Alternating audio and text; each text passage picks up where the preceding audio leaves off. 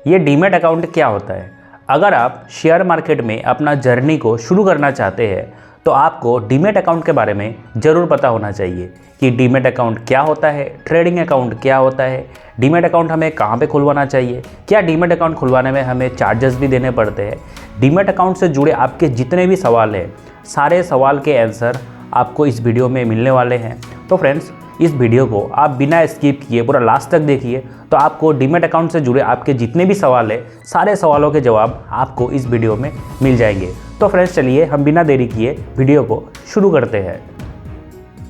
Demat account का पूरा नाम होता है डीमैटेरियलाइज्ड अकाउंट।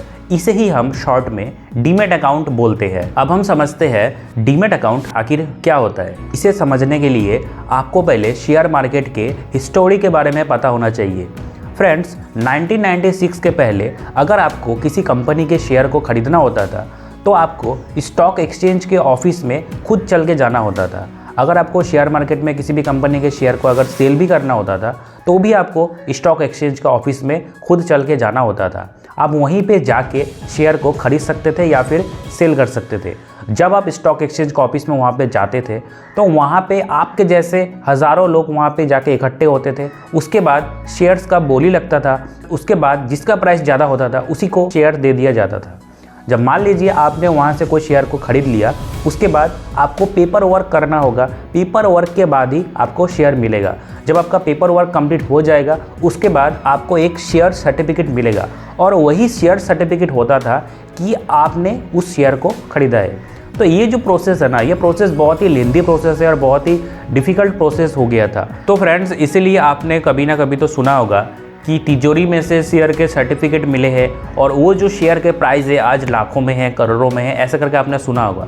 क्योंकि फ्रेंड्स, पहले के ज़माने में शेयर्स को पेपर सर्टिफिकेट के द्वारा ही खरीदा जाता था या फिर सेल किया जाता था। लेकिन फ्रेंड्स, 1996 के बाद ये प्रोसेस टोटली चेंज हो गया और डीमैट अकाउंट को लाया गया। उसके बाद से आप घर बैठे ही किसी भी कंपनी के शेयर को खरीद सकते हैं या फिर सेल कर सकते हैं। उसके लिए आपको स्टॉक एक्सचेंज का ऑफिस में जाना नहीं होता, ना ही कोई पेपर वर्क करना होता है। जो भी शेयर है वो आपके डीमैट अकाउंट में आके स्टोर हो जाता है। जैसे कि हमने सीखा, डीमैट अकाउंट का पूरा नाम होता है डीमैटेरियलाइज्ड अकाउंट। इसे अगर हम आसान शब्दों में समझे तो आपके पेपर शेयर के डॉक्यूमेंट को डिजिटल रूप में कन्वर्ट करना या फिर बदलना। मतलब आपके जो पेपर शेयर है, जो पेपर फॉर्म में होते थे, उसी को डिजिटल रूप में कन्वर्ट किया जाता है डीमैट अकाउंट में, जिसके मदद से आप इसे दुनिया भर में कहीं भी एक्सेस कर सकते हैं। आपको अपने डॉक्यूमेंट को तिजोरियों में रखने की कोई ज़रूरत नहीं है। आपका डाटा डिजिटल रूप में बिल्कुल सेफ है।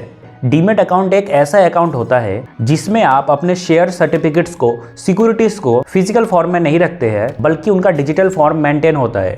ये एक इलेक्ट्रॉनिक फॉर्म का अकाउंट होता है जिसमें आप अपने स्टॉक्स, बॉन्ड्स, म्यूचुअल फंड्स और अन्य सिक्योरिटीज को इलेक्ट्रॉनिकली स्टोर और मैनेज कर सकते हैं। इससे शेयर ट्रेडिंग और इन्वेस्टमेंट करने में आसानी होती है। इसे हम एक एग्जाम्पल से समझते हैं। फ्रेंड्स, आपने कभी ना कभी तो कोई ना कोई तो फॉर्म भरा होगा, जैसे कि स्कूल कॉलेज में अपना एडमिशन वगैरह करवाने जाते हो या फिर एग्ज़ाम का फॉर्म फिलअप करते हो। मतलब कहीं पे आपने कोई फॉर्म अगर भरा है पहले, तो वो जो फॉर्म होता था पहले वो फिजिकल फॉर्म में होता था। आपको एक पेपर मिलता था, उस पेपर को आपको फिलअप करना होता था।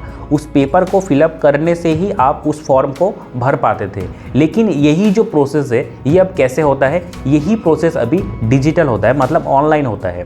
आप किसी कंप्यूटर के शॉप में जाते हो या फिर अपने कंप्यूटर या फिर मोबाइल से आप उसी चीज़ को उस कॉलेज के, स्कूल के वेबसाइट में जाके आप उसको ऑनलाइन फिलअप करते हैं। सेम यही चीज़ यहाँ पर भी लागू होता है। पहले जो प्रोसेस होता था वो फिजिकली होता था। आपको फिजिकली पेपर में सारा कुछ करना होता था और प्रूफ के तौर पे आपको पेपर सर्टिफिकेट मिलते थे। वैसे ही यही प्रोसेस, सेम प्रोसेस, यही चीज़ अभी डिजिटल होता है। अब जैसे आपने वहाँ पे कोई एग्ज़ाम का फॉर्म फिलअप किया तो आपके पास क्या प्रूफ है? उस फॉर्म को फिलअप किया।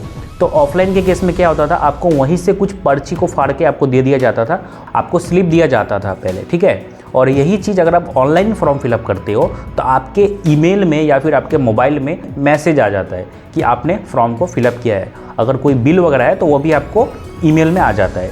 सेम इसी तरह से जब आप किसी कंपनी के शेयर को खरीदते हैं तो वो भी आपके डीमैट अकाउंट में जाके जमा होता है और आप डीमैट अकाउंट में आप सारे प्रूफ को आप देख सकते हैं। अब जैसे हमने समझ लिया कि डीमैट अकाउंट क्या होता है, तो अब हम इसे भी समझ लेते हैं कि आखिर डीमैट अकाउंट कहाँ पे खुलता है।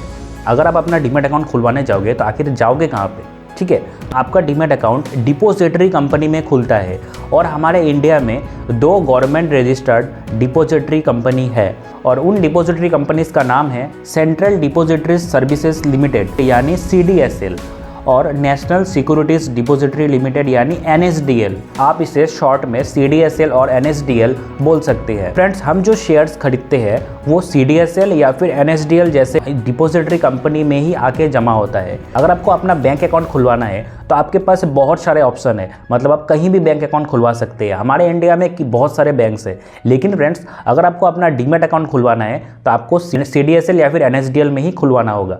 ठीक है फ्रेंड्स, यहाँ पे आपके पास कोई ऑप्शन नहीं है क्योंकि गवर्नमेंट रजिस्टर्ड डिपॉजिटरी कंपनी ये 2 है, CDSL और NSDL। अगर आपको अपना डीमैट अकाउंट खुलवाना है तो आपको CDSL और NSDL के अंडर में ही आपको अपना डीमैट अकाउंट खुलवाना होता है। ठीक है, CDSL और NSDL को सेबी द्वारा मॉनिटर किया जाता है। अगर आपको सेबी क्या है ये पता नहीं है तो डिस्क्रिप्शन में मैं लिंक दे दूंगा, आप उस वीडियो को जाकर देख लेना कि सेबी क्या होता है। सेबी पूरे स्टॉक मार्केट को कंट्रोल करता है। इसके बारे में अगर आपको डिटेल जानना है तो आप उस वीडियो को जरूर देखना। ठीक है फ्रेंड्स, चलिए आगे बढ़ते हैं। जैसे हमने समझ लिया कि CDSL और NSDL में आपका डीमैट अकाउंट खुलता है। ठीक है, तो क्या हम डायरेक्ट CDSL के ऑफिस में जाकर या फिर CDSL के वेबसाइट में जाकर अपना डीमैट अकाउंट खुलवा ले, ऐसा होता है क्या? तो फ्रेंड्स देखिए, ऐसा नहीं होता है। हम डायरेक्ट CDSL और NSDL में अपना डीमैट अकाउंट नहीं खुलवा सकते हैं। अब यहाँ पे रोल आता है डिपॉजिटरी पार्टिसिपेंट्स का। आप डिपॉजिटरी पार्टिसिपेंट्स के थ्रू ही CDSL और NSDL जैसे डिपॉजिटरी कंपनी में अपना डीमैट अकाउंट खुलवा सकते हैं। आप ध्यान से समझिए, आप CDSL और NSDL में डायरेक्ट डीमैट अकाउंट नहीं खुलवा सकते हैं, लेकिन आप डिपॉजिटरी पार्टिसिपेंट के थ्रू ही CDSL और NSDL में अपना डीमैट अकाउंट खुलवा सकते हैं। ठीक है, अब इसे हम आगे और डिटेल में समझते हैं। ठीक है फ्रेंड्स, डिपॉजिटरी पार्टिसिपेंट्स जिसे हम शॉर्ट में DP बोलते हैं, DP। अब ये DP क्या होता है? अगर आसान शब्दों में समझे तो DP होता है एजेंट या फिर ब्रोकर। तो ये जो एजेंट या फिर ब्रोकर है, इनके थ्रू ही आप अपना डीमैट अकाउंट CDSL या फिर NSDL में खुलवा सकते हैं। आप लोगों ने टीवी पे या फिर सोशल मीडिया पे काफ़ी ऐड देखा होगा। आप stock, angel one, grow, Zerodha, 5 पैसा, ऐसे आपने कई सारे ऐड देखे होंगे। फ्रेंड्स, ये जितने भी आपने नाम सुने हैं कि सारे ब्रोकर्स हैं, इनके थ्रू ही आप CDSL और NSDL में अपना डीमैट अकाउंट खुलवा सकते हैं। फ्रेंड्स, बैंक्स भी आपको ऑफर करते हैं अपना डीमैट अकाउंट खुलवाने का। आगे हम समझते हैं वीडियो में कि आपको आखिर कहाँ पे अपना डीमैट अकाउंट खुलवाना चाहिए। इन ब्रोकर के पास खुलवाना चाहिए या फिर बैंक पे खुलवाना चाहिए या फिर कहीं और पे खुलवाना चाहिए। ठीक है, CDSL और NSDL जैसे डिपॉजिटरी कंपनी ने ही इन ब्रोकर्स को परमिशन दिया है लोगों का डीमैट अकाउंट खोलने का। अगर आप इनमें से कोई भी ब्रोकर के पास अपना डीमैट अकाउंट खुलवाते हैं तो ये CDSL और NSDL में ही जाके खुलता है। कोई ब्रोकर CDSL के पास रजिस्टर्ड है, कोई ब्रोकर NSDL के पास रजिस्टर्ड है। आप अगर इनमें से कोई भी ब्रोकर के पास अगर अपना डीमैट अकाउंट खोलते हैं तो वो आपका CDSL और NSDL में ही खुलता है, लेकिन आप CDSL और NSDL में डायरेक्ट अपना डीमैट अकाउंट नहीं खुलवा सकते, आपको इन ब्रोकर्स का हेल्प लेना ही होगा। ठीक है फ्रेंड्स, मार्केट में आपको कई तरह के ब्रोकर मिलेंगे, जैसे कि discount broker, full service broker या फिर बैंक्स भी आपको ऑफर करते हैं डीमैट अकाउंट खोलने का। तो आपको कहाँ पे अपना डीमैट अकाउंट खुलवाना चाहिए? डिस्काउंट ब्रोकर के पास, फुल सर्विस ब्रोकर के पास या फिर बैंक्स के पास। ठीक है फ्रेंड्स, देखिए इसके ऊपर में पूरा हम डिटेल में बात कर सकते हैं। अगर इस वीडियो में अगर इसे हम अगर डिटेल में समझाने लग जाएंगे तो ये वीडियो बहुत ही ज़्यादा लंबा हो जाएगा। ठीक है, आप लोग अगर कमेंट करते हैं तो इसके ऊपर में मैं आपको डिटेल वीडियो ला दूंगा कि कौन से ब्रोकर के पास आपको डीमैट अकाउंट खोलना चाहिए, फुल सर्विस ब्रोकर के पास, डिस्काउंट ब्रोकर के पास या फिर बैंक्स के पास। लेकिन मैं आपको फिर भी यहाँ पे थोड़ा शॉर्ट में आइडिया दे देता हूँ।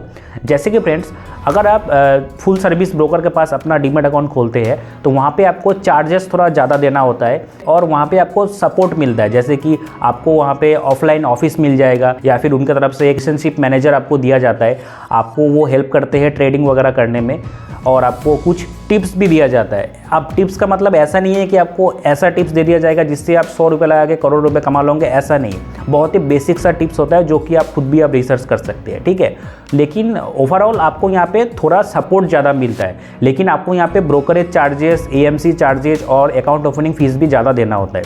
सेम चीज़ बैंक के साथ भी है, बैंक में भी चार्जेस वगैरह थोड़ा हाई रहता है। लेकिन अगर आप डिस्काउंट ब्रोकर के पास अपना डीमैट अकाउंट खुलवाते हैं तो यहाँ पे ज़्यादातर केस में डीमैट अकाउंट ओपनिंग यहाँ पे फ्री रहता है और AMC भी फ्री ही रहता है। ठीक है, कुछ ब्रोकर 1 साल 1.5 साल के बाद आपसे कुछ AMC चार्ज कर लेते हैं। अगर आपने बहुत ज़्यादा शेयर खरीद रखे हैं तो आपसे कुछ छोटा मोटा अमाउंट चार्ज करते हैं, लेकिन ज़्यादातर केस में आपसे ज़्यादा पैसे चार्ज किया नहीं जाता है, आपको ब्रोकरेज भी कम लगता है। तो ओवरऑल आप चाहे तो आप कहीं भी खुलवा सकते हैं, ये आपको ऊपर डिपेंड करता है। ये जो अपस्टॉक, ग्रो, 5पैसा, ये सब डिस्काउंट ब्रोकर्स ही है। जब भी आप डीमैट अकाउंट का नाम सुनेंगे तो आपको डीमैट अकाउंट के साथ साथ ट्रेडिंग अकाउंट का भी नाम आएगा। तो ये ट्रेडिंग अकाउंट आखिर होता क्या है, इसके लिए आपको ये आगे का सारा कुछ आपको पता होना चाहिए। अगर आपने आगे का सारा कुछ आपने अच्छे से समझा है तो ये आप बहुत आसानी से समझ सकते हैं। जैसे कि फ्रेंड्स, आपने अपना डीमैट अकाउंट खुलवा लिया, जैसे हम एग्जांपल यहाँ पे लेते हैं, आपने अपस्टॉक पे अपना डीमैट अकाउंट खुलवाया, ठीक है। तो आप जो यहाँ पे शेयर को खरीदोगे वो कहाँ पे जाके स्टोर होगा, आपके डीमैट अकाउंट में, जो कि CDSL और NSDL के पास है, लेकिन खुला है अपस्टॉक के थ्रू ही, ठीक है। लेकिन फ्रेंड्स, आप जो यहाँ पे शेयर्स को बाई एंड सेल करोगे वो कहाँ पे करोगे, आपको एक प्लेटफॉर्म चाहिए। जो प्लेटफॉर्म है वो प्रोवाइड करवाता है कौन, वो प्रोवाइड करा रहा है आपको अपस्टॉक। तो ये जो सॉफ्टवेयर है, ये जो प्लेटफॉर्म है, इसी को हम ट्रेडिंग अकाउंट कहते हैं, जिसका यूज़ करके आप ट्रेडिंग वगैरह करते हैं। तो इसी चीज़ को ट्रेडिंग अकाउंट बोला जाता है। इसे एक और एग्जांपल से समझ सकते हैं, जैसे आपका बैंक अकाउंट है स्टेट बैंक ऑफ इंडिया में और आप चला रहे हो गूगल पे या फिर फ़ोन पे, ठीक है। आप कोई भी UPI ऐप चला रहे हो, आप अगर किसी को पैसे सेंड कर रहे हैं तो कहाँ से सेंड कर रहे हैं, आप सेंड कर रहे हैं गूगल पे या फिर फ़ोन पे UPI से, ठीक है। आपके जो पैसे कट रहे हैं वो कहाँ से कट रहे हैं, आपके बैंक अकाउंट से। और अगर कोई आपको पैसा भेज रहा है वो आ कहाँ रहा है, वो आ रहा है आपके बैंक अकाउंट में। लेकिन आप यूज़ किस प्लेटफॉर्म का कर रहे हो, आप यूज़ कर रहे हो गूगल पे का या फिर फ़ोन पे का, मतलब किसी भी UPI ऐप का आप यूज़ कर रहे हो। ठीक उसी तरह से यहाँ पे जो आप शेयर को बाई कर रहे हैं, सेल कर रहे हैं, वो आप यूज़ कर रहे हो अपस्टॉक जैसे प्लेटफॉर्म का। और ये जो आपका स्टोर हो रहा है, ये स्टोर हो रहा है कहाँ पे, ये स्टोर हो रहा है आपके डीमैट अकाउंट में। तो यही रोल होता है ट्रेडिंग अकाउंट का। तो आप जहाँ पे डीमैट अकाउंट खुलवाते हैं वहाँ पे आपके डीमैट अकाउंट के साथ साथ आपका ट्रेडिंग अकाउंट भी खुलता है। इसलिए फ्रेंड्स, डीमैट अकाउंट ओपन करते टाइम आपको ये भी देखना चाहिए कि कौन सी कंपनी आपको अच्छा प्लेटफॉर्म प्रोवाइड कर रही है आपके ट्रेडिंग के लिए, ठीक है फ्रेंड्स। तो यही रोल होता है ट्रेडिंग अकाउंट का और इसे ही कहते हैं ट्रेडिंग अकाउंट, ठीक है फ्रेंड्स। अब जैसे कि हमने यह सारा कुछ समझ लिया, लास्ट में एक चीज़ और आपको मैं क्लियर करके देता हूँ कि हम कितने डीमैट अकाउंट खोल सकते हैं, ठीक है। ये इसमें कोई लिमिट नहीं है, आप जितने चाहे उतने डीमैट अकाउंट खोल सकते हैं। लेकिन एक चीज़ आपको ध्यान रखना होगा कि जैसे कि कौन सा ब्रोकर आपसे कितना अकाउंट ओपनिंग चार्ज या फिर AMC चार्ज कर रहा है, आप इसे आप एक बार चेक कर लेना। जैसे आप मल्टीपल बैंक अकाउंट खोल सकते हैं, उसी तरह से आप डीमैट अकाउंट में मल्टीपल खोल सकते हैं, लेकिन सबको आपको मैनेज करना होगा। तो ऐसा कोई रूल नहीं है कि आप एक से ज़्यादा डीमैट अकाउंट खोल नहीं सकते, आप आपके मर्जी के हिसाब से 2, 3, 4 आप जितना चाहे उतना डीमैट अकाउंट खोल सकते हैं। फ्रेंड्स, उम्मीद है आपको डीमैट अकाउंट से जुड़े आपके सारे सवाल का जवाब आपको मिल गए होंगे। अगर आपको फिर भी अगर कुछ डाउट रह जाता है डीमैट अकाउंट से रिलेटेड तो आप नीचे कमेंट करके पूछ सकते हैं।